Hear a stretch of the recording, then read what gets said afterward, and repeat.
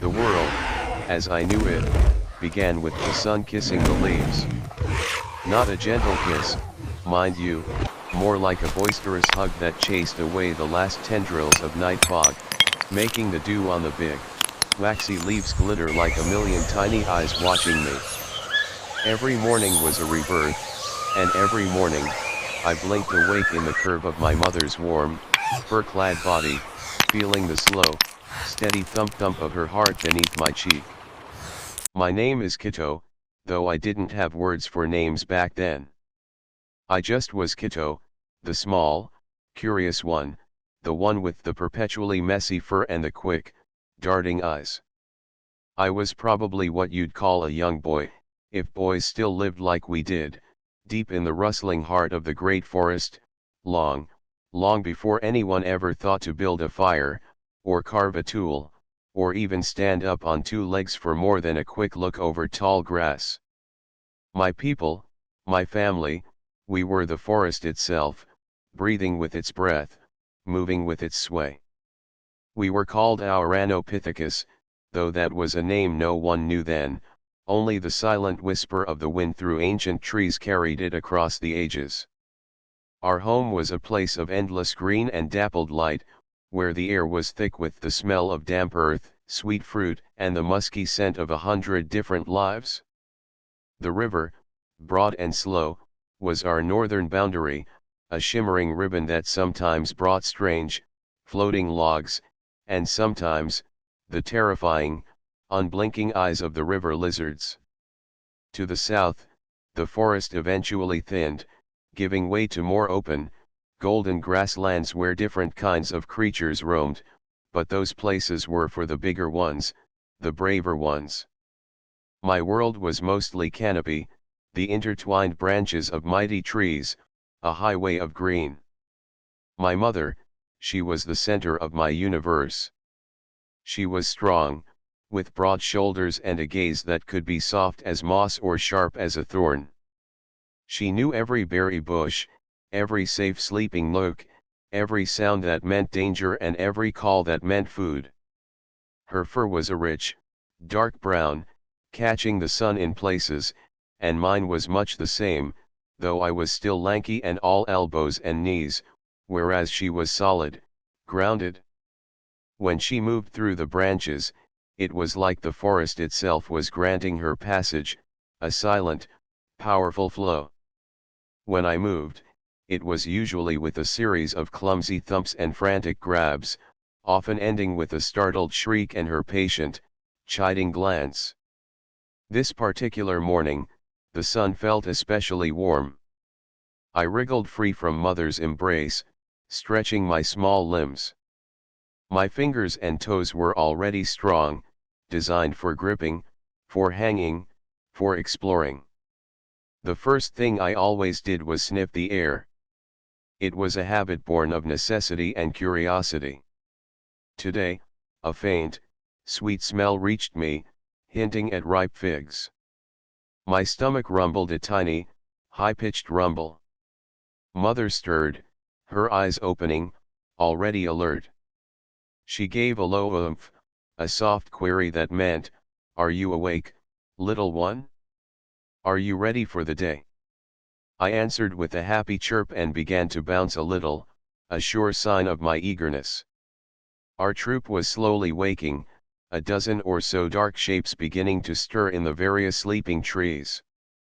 Uncle Grok, whose face was scarred from an old skirmish, grumbled and scratched, his massive frame shaking the branch he was on. Little Anya, who was even younger than me, clung tightly to her mother, her eyes still half closed. The big males, with their powerful jaws and intimidating canines, were already surveying the surroundings, their deep calls echoing through the stillness, marking our presence, a warning to any lone male or predator who might be lingering. We began our morning foraging. Mother led the way, a silent guide. I followed closely, sometimes on her back when we had to cross a gap, sometimes mimicking her movements from branch to branch, pretending I was as graceful. The fig tree was a marvel, heavy with purple, fleshy fruits. We settled in, plucking them with skilled fingers, popping them into our mouths. The sweetness exploded on my tongue, a burst of energy and joy. I ate quickly, stuffing my cheeks, sometimes dropping a fig and watching it plummet to the forest floor, a small regret. Mother would often share a particularly plump one, nudging it towards me, a gesture of quiet affection. While eating, I observed. This was my favorite part of the day, apart from playing. The world was a constant lesson. A group of smaller, chattering monkeys, quick and agile, were already feasting on their own patch of berries nearby, their bright eyes darting, always wary. Down below, I could hear the rustle of a gomphotheer, a kind of ancient elephant, its great, low rumbling echoing through the undergrowth as it pushed through the ferns, its tusks long and curved. Sometimes, if we were lucky, we'd see a paleotragus, a long-necked, proto-giraffe, gracefully browsing on leaves in a sun-drenched clearing. These were the gentle giants, mostly harmless to us, unless they stampeded, which happened sometimes. My gaze, however, was drawn to something much smaller. A cluster of shiny, black beetles was crawling on a branch, their hard shells reflecting the light. They moved in a strange, purposeful way. I reached out a tentative finger, curious. Just as I was about to touch one, Mother's hand gently, but firmly, blocked me. She gave a soft shake of her head, a clear no. I knew why. Some of the insects, though small, could sting, and their bites could make you sick. My curiosity had to be tempered by her wisdom. After the figs, our troop moved deeper. The midday sun was high now, casting sharp shadows and making the air humid and heavy. We sought out a patch of shade, a wide canopy where the leaves were particularly dense, for our afternoon rest. This was when the young ones played. Anya and I, sometimes joined by another slightly older juvenile named Rick, would tumble and chase each other through the lower branches, our squeals and playful growls filling the air. We'd wrestle, mock fight, chase each other's tails, or what passed for them, as ours were short and stumpy. I loved the feeling of my muscles straining, the exhilaration of a good chase, the warmth of the sun on my fur as I hung upside down, watching the world spin. One game we played often was leaf drop. We'd climb to a high branch, find the largest, driest leaves we could, and then drop them, watching their slow, spiral descent. Then we'd race down to catch them before they hit the ground. It was silly, but it taught us speed and balance. Rick was usually the best, his longer limbs giving him an advantage, but I was persistent. Today, I found a particularly large, papery leaf, almost as big as my head. I let it go, watching it twirl.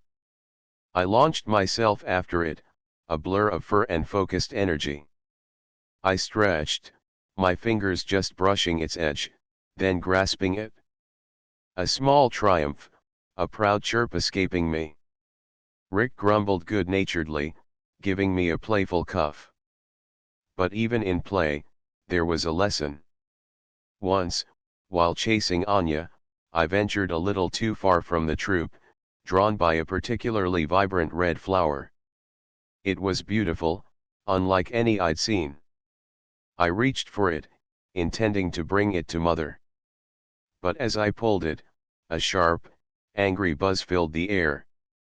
A swarm of tiny, dark insects erupted from beneath the flower. Panic seized me.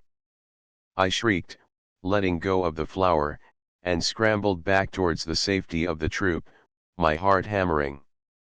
Mother, hearing my distress, was already there, pulling me close, checking me over.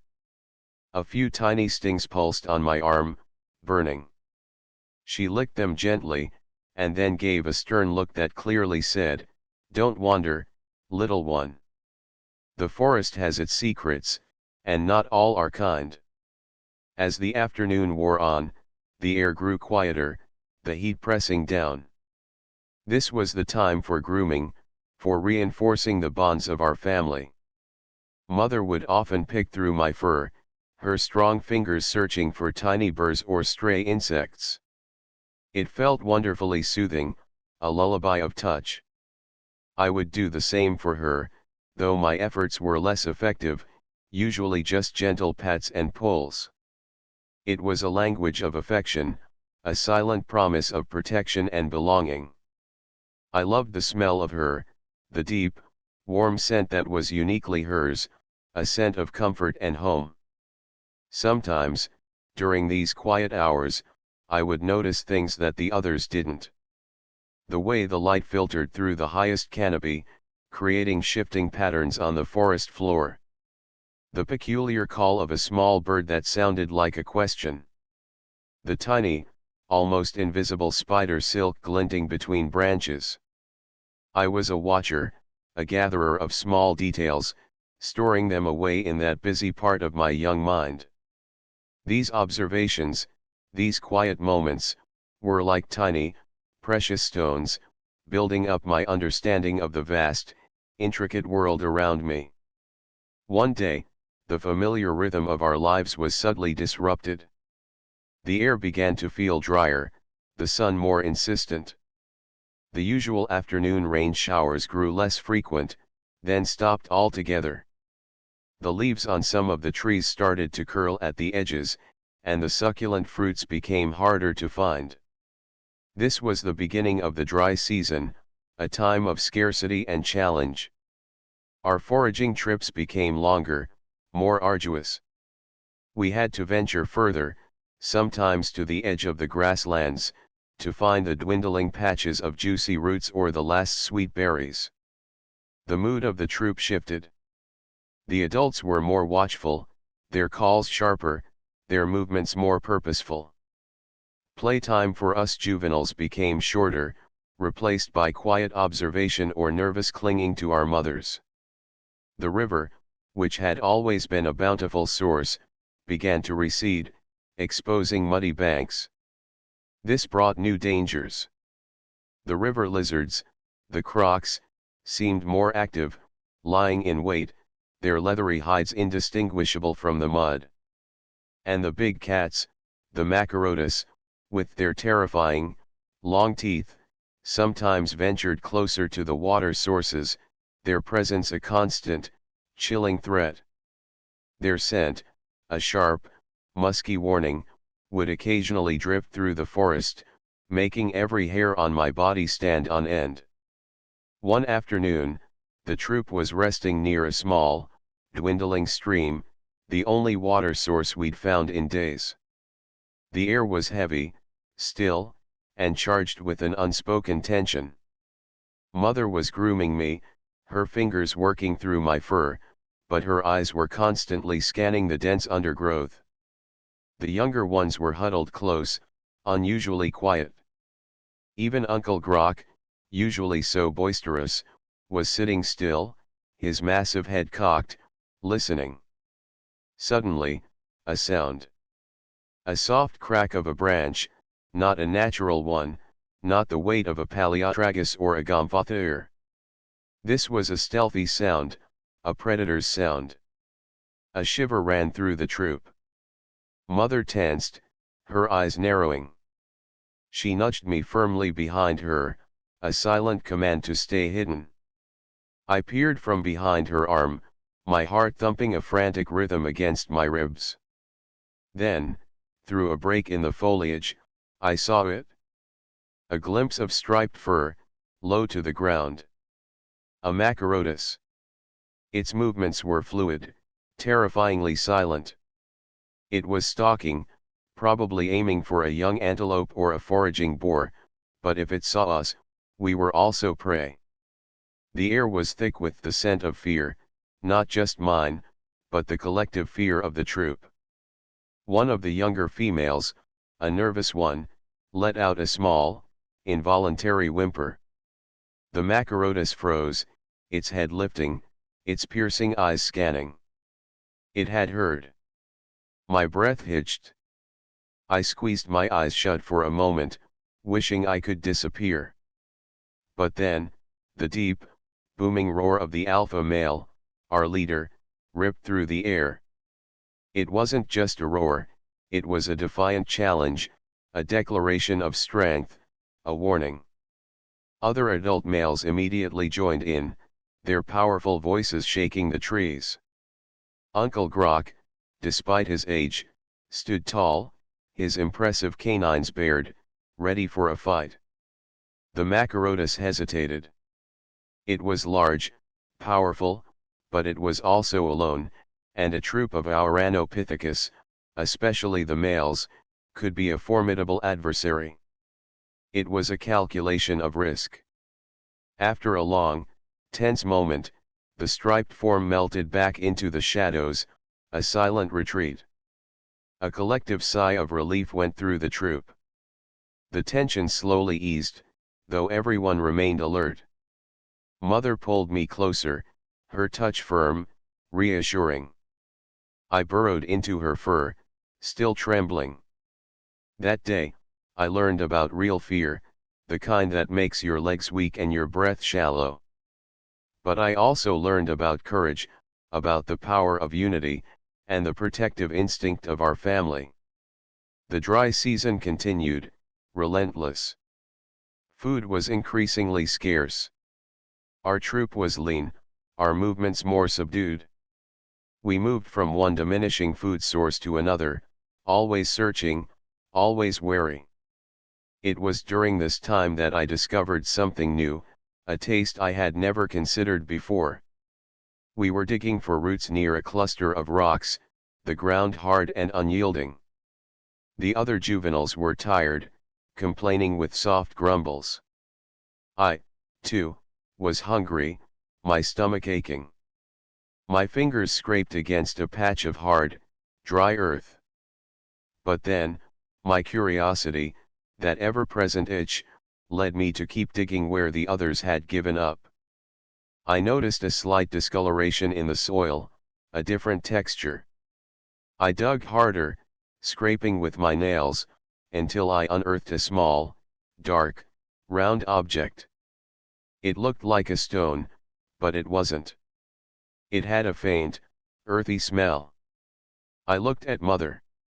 She was busy with a more promising root. I hesitated, then carefully brought it to my nose.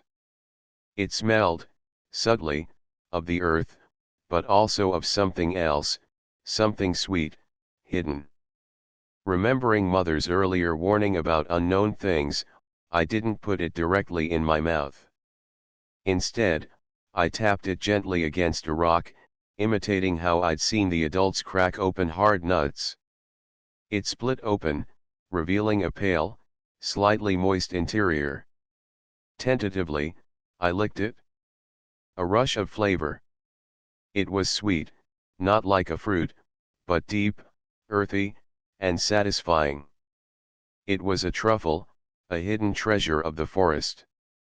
I let out a happy little squeal. Mother looked up, curious at my sudden burst of joy. I offered her a piece. She sniffed it, then tasted it, her eyes widening slightly in surprise. She gave a low hoo-hoo, a sound of approval. Soon, the whole troop was gathered, and under Mother's guidance, we began to dig for these new, hidden foods. It wasn't as plentiful as a fig tree in full bloom, but it was enough to stave off the worst hunger, a welcome addition to our dwindling diet. That day, I wasn't just Kito, the curious one, I was Kito, the discoverer of a new food source. A small, but significant moment in my young life. As the weeks turned into months, the dry season showed its first signs of relenting. A few clouds began to gather in the sky, heavy and dark. The air became thick with humidity, a promise of what was to come. Then, one glorious afternoon, it happened. The sky split open, and the rain came down, not a gentle sprinkle, but a deluge, a roar of water that cleansed the forest, washing away the dust, soaking the parched earth. I remember standing on a large, sheltered branch with mother, feeling the cool spray on my face, watching the torrent. The world seemed to sigh in relief. The dry leaves on the ground turned dark, glistening. The smell of wet earth, rich and vibrant, filled my nostrils. The leaves on the trees, once brittle, regained their plumpness. The transformation was swift. Within days, new shoots emerged, green and tender. The fruit trees, revitalized, began to bud. The insects, dormant for so long, buzzed with renewed life. The forest came alive again, a symphony of growth and abundance. Our foraging trips were filled with success. Fat, juicy berries appeared. New, sweet leaves sprouted. The river swelled, its banks overflowing. The troops' mood lifted entirely. The grumbles turned to happy chattering. The adults became more relaxed, their vigilance easing, though never fully disappearing. We juveniles resumed our boisterous games, our squeals of laughter echoing through the now lush canopy. My body grew stronger, my movements more confident. I still clung to mother when we crossed dangerous gaps, but I was faster, more agile. I could scale trees that had once seemed too tall, too difficult. My understanding of the forest deepened. I knew which sounds meant a playful bird and which meant a lurking threat. I knew which fruits were sweet and which were bitter. I knew the best branches for swinging, and the safest nooks for napping. One evening, as the sun dipped below the horizon, painting the sky in fiery oranges and soft purples, I sat beside mother on our sleeping branch. The air was cool and filled with the chirps of night insects. She was grooming me, her fingers moving slowly, rhythmically. I leaned into her touch, feeling utterly content. I looked out at the vast, darkening expanse of the forest. It was a world of endless wonder, of constant change, of life and death, of beauty and danger. It was my home. My mother, my troop, this vibrant, ancient forest, this was everything. I didn't know what tomorrow would bring. Perhaps a new tree ripe with a never-before-tasted fruit. Perhaps another encounter with a fearsome predator. Perhaps a new game to invent with Rick and Anya. All I knew was that I was here, now, a small part of this grand, living tapestry. I was Kito, a young Ouranopithecus, observant, curious, a little braver than before, and filled with the quiet, boundless joy of simply being. The world continued to turn, the sun would rise again, and I would be there, ready for whatever lessons, whatever wonders, the great forest had in store. My story, my small, wild life, was just beginning, played out on the stage of a world that existed long, long before any of us could ever imagine calling ourselves human. It was the time before, a time of raw, beautiful existence, and it was, for me, everything. The rainy season, with its generous bounty, stretched out, painting the world in shades of vibrant green. Our troop flourished. The juveniles, including me, were growing bolder, stronger. My fur was thicker, my limbs longer, and my movements through the canopy had a newfound fluidity. I could swing from branch to branch with less effort, my small grunts of exertion replaced by focused, silent concentration. Rick, who was always a bit ahead of me in size and skill, now had to work a little harder to keep his lead in our games. Anya, though still little, was a quick learner, her eyes bright with mischief as she tried to imitate our more daring antics. My curiosity, however, remained insatiable. It was a constant hum beneath my skin, a pull towards the unknown. The familiar paths through the forest, the reliable fig trees, the shaded sleeping nooks, they were comfortable, yes, but my gaze often strayed to the deeper parts of the woods, to the shimmering light that hinted at open spaces beyond our usual foraging grounds. Mother, ever vigilant, would often catch my wandering eye and give a soft, chiding growl, her way of reminding me to stay with the troop, to stay safe. But the world felt bigger now, and my own boundaries felt too small. One day, the troop was settled in a particularly abundant patch of berry bushes. The air was thick with the sweet scent of ripe fruit, and everyone was engrossed in the pleasant task of eating. Even the alpha male, his usual stern expression softened by the easy feast, seemed content. This was my chance. I'd noticed a faint trail, one not usually taken by the troop, winding deeper into a less dense part of the forest, almost towards the sun-drenched edge of the grassland. It was a path I'd often wondered about. I glanced at Mother. She was busy, carefully picking berries, her back mostly to me. My heart thumped a little faster. It wasn't a defiance, not truly. It was a drive, an urge to see, to know.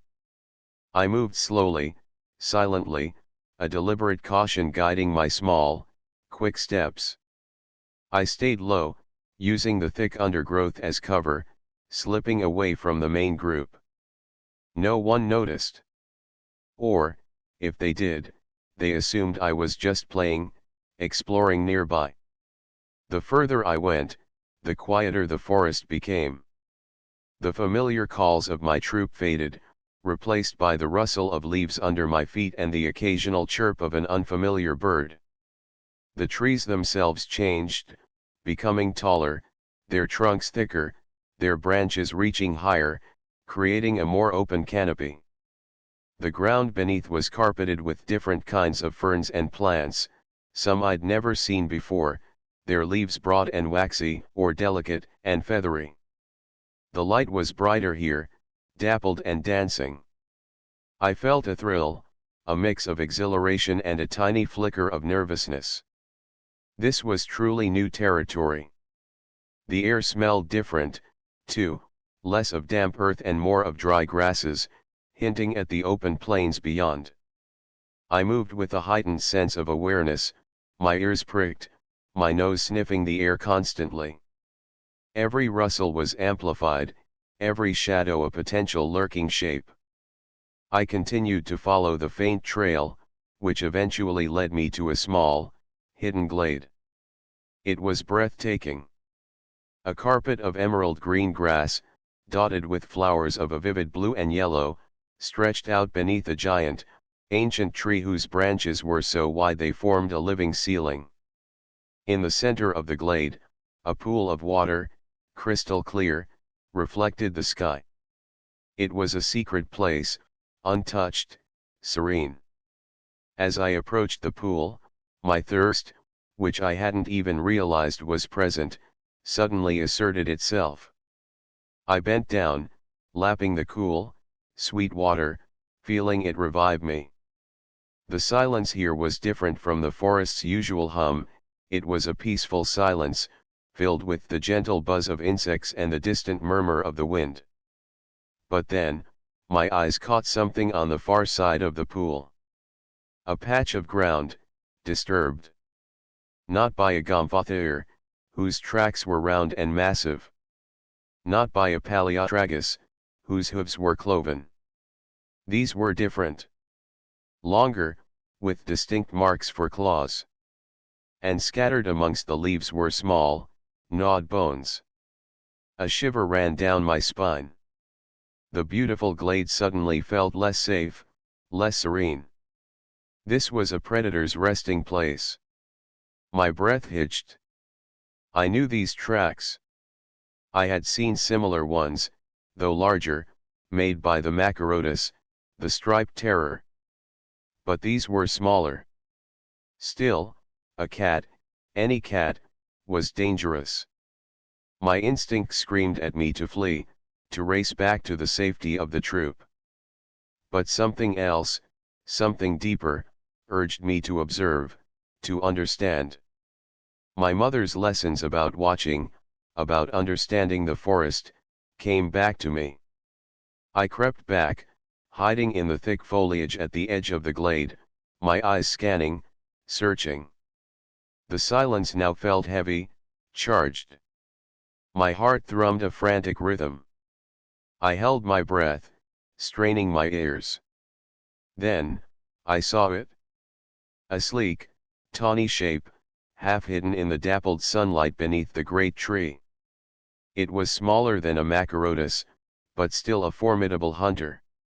Its eyes, golden and piercing, were closed in sleep, but its whiskers twitched, and its ears rotated, constantly listening. It was a Pseudalurus, a different kind of ancient cat, stealthy and deadly. It was sleeping. A wave of intense fear, cold and sharp, washed over me. I was alone. Far from my troop. And a predator, even a sleeping one, was just meters away. My muscles tensed, ready to bolt. But another part of me, the curious, observant Kitto, was utterly captivated. I watched its breathing, slow and steady. I watched the way its fur rippled with a small twitch. I watched the graceful curve of its tail. This was a profound lesson. This beautiful, peaceful place, this hidden glade, was also a place of danger, a part of the grand cycle of life and death. The predator wasn't evil, it was simply being. It hunted, it rested, it lived, just like us, though in a different, more terrifying way. I stayed there for what felt like an eternity, my body frozen, my mind racing. I had to get back. But moving now, while it was so close, felt incredibly risky. What if it woke? What if it heard me? I had to be absolutely silent, absolutely invisible. Slowly, agonizingly slowly, I began to inch my way backward, one tiny movement at a time. My fingers curled around the leaves for purchase, my feet placed with exquisite care to avoid even the slightest snap of a twig. My breath was a shallow whisper. Each second stretched into an eternity. The scent of the cat, a musky, powerful smell, was in my nostrils. Finally, after what felt like an age, I was deep enough into the surrounding foliage that I felt a tiny spark of relief. I allowed myself a slightly faster movement, a bit more confident. I didn't run, not yet. I kept my movements deliberate, stealthy, until I was well and truly out of the glade and back on the faint trail I had taken. Then, I ran. My heart pounding, my lungs burning, I scrambled through the branches, my earlier caution replaced by a desperate urge for safety. I didn't care about grace, I only cared about speed. I didn't stop until I heard the familiar, comforting calls of my troop, a symphony of reassuring sounds. When I burst into the clearing where the troop was still foraging, looking disheveled and wild-eyed, Mother immediately turned, her gaze sharp. She saw the fear in my eyes, the tremble in my limbs. She let out a low, questioning growl, a mix of concern and admonishment. I scrambled to her, burrowing into her fur, trembling. I couldn't explain in words what I had seen, but my body language, the scent of fear still clinging to me, spoke volumes. She held me close, her powerful arms a fortress. She nuzzled me, a deep, rumbling sound in her chest. She inspected me, checking for injuries, then gave me a firm cuff on the ear, a clear sign of her displeasure at my wandering. But beneath the scolding, I felt her immense relief. That day, my world expanded, but it also became more sharply defined.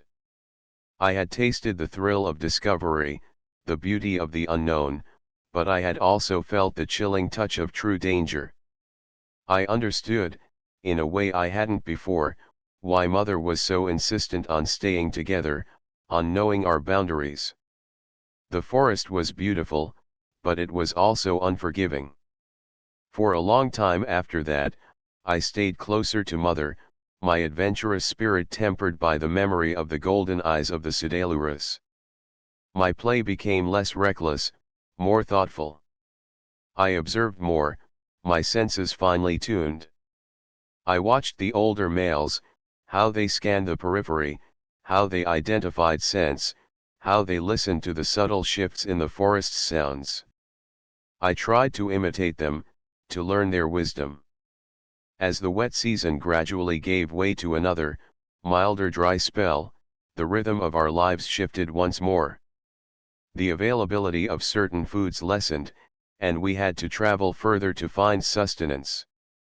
We moved as a troop, a single, flowing entity, through valleys and across small ridges. These journeys, sometimes lasting days, introduced me to even more aspects of our world. I saw the tall, jagged mountains in the distance, their peaks often shrouded in mist. I saw the vast, golden grasslands stretching seemingly forever under a boundless sky, dotted with herds of grazing animals that looked like tiny moving specks from our high vantage point in the trees. These journeys were tiring, our days filled with the relentless search for food, our nights spent huddled together in temporary shelters, always alert. During one such journey, we were making our way across a particularly rocky area, an unusual landscape for us tree dwellers. The rocks were warm underfoot, rough and unforgiving. Here, the trees were sparser, twisted, and ancient. It was a place where different creatures lived, ones we rarely encountered. Suddenly, a strange, guttural shriek echoed through the rocky expanse. It was not a sound I recognized, and it sent a wave of alarm through the troop. The alpha male immediately gave a sharp warning bark, and everyone froze. Mother pulled me close, her eyes darting, searching. Then, from a crevice in the rocks, emerged a creature unlike any I had ever seen. It was bipedal, standing on two legs, but unlike the small, quick birds or the tall Paleotragus. This creature was covered in shaggy fur, its limbs powerful, its face flat with deep-set eyes, and its jaws wide. It let out another, terrifying shriek, a sound of aggression. It was a Chalicothere, a strange, hoofed mammal that looked like a blend of a horse and a gorilla, standing tall, its long claws raking the air. It was a browser, not a predator of us, but territorial and formidable if threatened. It advanced towards us, its powerful claws raised, its head swaying. The air was thick with the scent of its aggression, raw and wild. Our troop began to retreat, slowly at first, then scrambling back into the few trees that offered safety. The alpha male and Uncle Grok stood their ground for a moment, letting out fierce roars, trying to intimidate the beast. But the Chalicothere was not deterred. As we fled, a younger male, perhaps distracted by the sheer terror, misjudged a leap. He slipped on the smooth rock, tumbling down a small embankment, landing with a yelp of pain. He was hurt, struggling to get up, and the Chalicothere was still advancing, its guttural shrieks filling the air. Panic was close to setting in. The troop was already moving away, the instinct for self-preservation strong. Mother hesitated, her eyes torn between the injured male and me, clinging to her. But then, the alpha male, with a courage that still fills me with awe, did something extraordinary. Instead of fully retreating, he turned back. He let out a series of thunderous roars, charging towards the Chalicothere, not to fight, but to distract, to draw its attention. Uncle Grok, though older, followed, matching his roars with his own. They were risking their lives. The Chalicothere, surprised by the renewed aggression, paused, turning its full attention to the two large males. This gave the injured young male precious seconds. With a renewed surge of adrenaline, he scrambled up, limping badly, and fled to the safety of the trees. The alpha male and Uncle Grok, having bought enough time, then quickly retreated, using their immense strength and knowledge of the terrain to evade the still furious Chalicothir. They rejoined us, breathing heavily, but unharmed. That day, I learned about a different kind of bravery. Not just the bravery of facing a predator alone, but the bravery of protecting your family, of sacrificing for the good of the troop. It was a powerful, silent lesson in loyalty and community. The bonds of our troop, already strong, felt even more profound after that encounter. We were not just individuals, we were a collective, a unit, relying on each other for survival. As I grew, my body matured, and my place within the troop became more defined. I started spending more time with the other young males, learning the intricacies of group foraging, understanding the hierarchy, participating in the complex social rituals.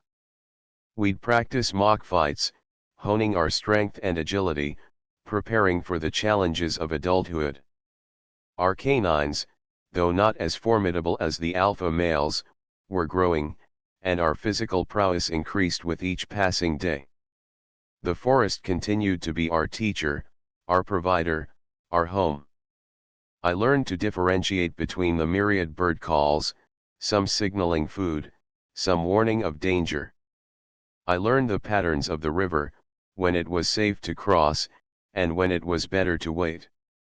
I learned the signs of the changing seasons, the subtle shifts in the wind, the texture of the leaves, the scent of the coming rain or the approaching dryness.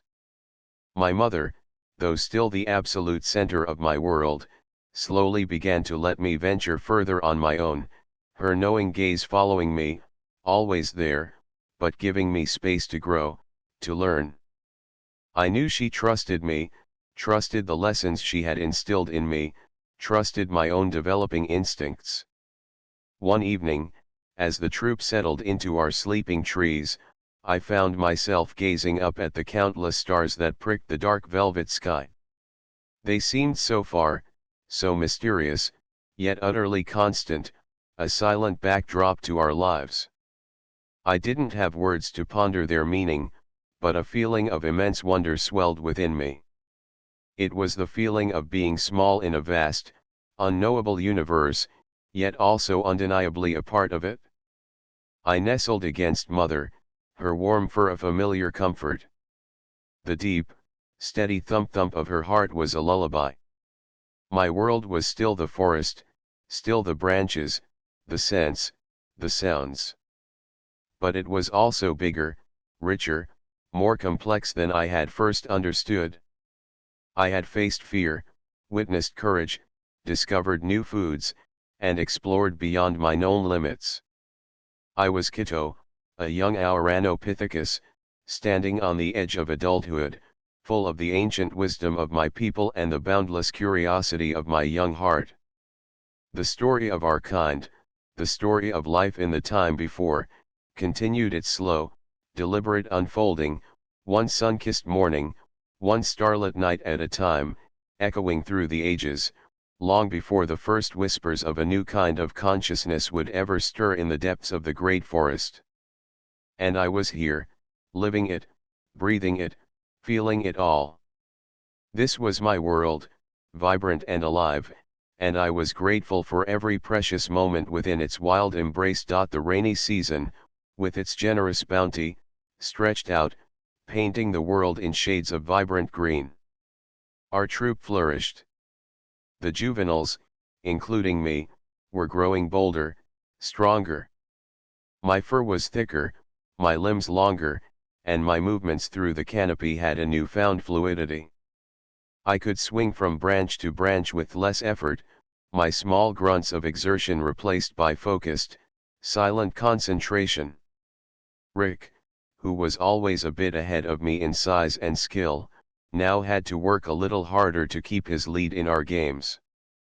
Anya, though still little, was a quick learner, her eyes bright with mischief as she tried to imitate our more daring antics.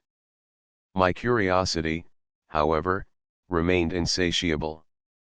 It was a constant hum beneath my skin, a pull towards the unknown. The familiar paths through the forest, the reliable fig trees, the shaded sleeping nooks, they were comfortable, yes, but my gaze often strayed to the deeper parts of the woods, to the shimmering light that hinted at open spaces beyond our usual foraging grounds. Mother, ever vigilant, would often catch my wandering eye and give a soft, chiding growl, her way of reminding me to stay with the troop, to stay safe. But the world felt bigger now, and my own boundaries felt too small. One day, the troop was settled in a particularly abundant patch of berry bushes. The air was thick with the sweet scent of ripe fruit, and everyone was engrossed in the pleasant task of eating. Even the alpha male, his usual stern expression softened by the easy feast, seemed content. This was my chance. I'd noticed a faint trail, one not usually taken by the troop, winding deeper into a less dense part of the forest, almost towards the sun-drenched edge of the grassland. It was a path I'd often wondered about. I glanced at Mother. She was busy, carefully picking berries, her back mostly to me. My heart thumped a little faster. It wasn't a defiance, not truly. It was a drive, an urge to see, to know. I moved slowly, silently, a deliberate caution guiding my small, quick steps. I stayed low, using the thick undergrowth as cover, slipping away from the main group. No one noticed. Or, if they did, they assumed I was just playing, exploring nearby. The further I went, the quieter the forest became. The familiar calls of my troop faded, replaced by the rustle of leaves under my feet and the occasional chirp of an unfamiliar bird. The trees themselves changed, becoming taller, their trunks thicker, their branches reaching higher, creating a more open canopy. The ground beneath was carpeted with different kinds of ferns and plants, some I'd never seen before, their leaves broad and waxy, or delicate and feathery. The light was brighter here, dappled and dancing. I felt a thrill, a mix of exhilaration and a tiny flicker of nervousness. This was truly new territory. The air smelled different, too, less of damp earth and more of dry grasses, hinting at the open plains beyond. I moved with a heightened sense of awareness, my ears pricked, my nose sniffing the air constantly. Every rustle was amplified, every shadow a potential lurking shape. I continued to follow the faint trail, which eventually led me to a small, hidden glade. It was breathtaking. A carpet of emerald green grass, dotted with flowers of a vivid blue and yellow, stretched out beneath a giant, ancient tree whose branches were so wide they formed a living ceiling. In the center of the glade, a pool of water, crystal clear, reflected the sky. It was a secret place, untouched, serene. As I approached the pool, my thirst, which I hadn't even realized was present, suddenly asserted itself. I bent down, lapping the cool, sweet water, feeling it revive me. The silence here was different from the forest's usual hum, it was a peaceful silence, filled with the gentle buzz of insects and the distant murmur of the wind. But then, my eyes caught something on the far side of the pool. A patch of ground, disturbed. Not by a gomphotheres, whose tracks were round and massive. Not by a paleotragus, whose hooves were cloven. These were different. Longer, with distinct marks for claws. And scattered amongst the leaves were small, gnawed bones. A shiver ran down my spine. The beautiful glade suddenly felt less safe, less serene. This was a predator's resting place. My breath hitched. I knew these tracks. I had seen similar ones, though larger, made by the Macarotus, the striped terror. But these were smaller. Still, a cat, any cat, was dangerous. My instinct screamed at me to flee, to race back to the safety of the troop. But something else, something deeper, urged me to observe, to understand. My mother's lessons about watching, about understanding the forest, came back to me. I crept back, hiding in the thick foliage at the edge of the glade, my eyes scanning, searching. The silence now felt heavy, charged. My heart thrummed a frantic rhythm. I held my breath, straining my ears. Then, I saw it. A sleek, tawny shape, half hidden in the dappled sunlight beneath the great tree. It was smaller than a Macarotus, but still a formidable hunter. Its eyes, golden and piercing, were closed in sleep, but its whiskers twitched, and its ears rotated, constantly listening. It was a Pseudalurus, a different kind of ancient cat, stealthy and deadly. It was sleeping. A wave of intense fear, cold and sharp, washed over me. I was alone. Far from my troop. And a predator, even a sleeping one, was just meters away. My muscles tensed, ready to bolt. But another part of me, the curious, observant Kitto, was utterly captivated. I watched its breathing, slow and steady. I watched the way its fur rippled with a small twitch. I watched the graceful curve of its tail. This was a profound lesson. This beautiful, peaceful place, this hidden glade, was also a place of danger, a part of the grand cycle of life and death. The predator wasn't evil, it was simply being. It hunted, it rested,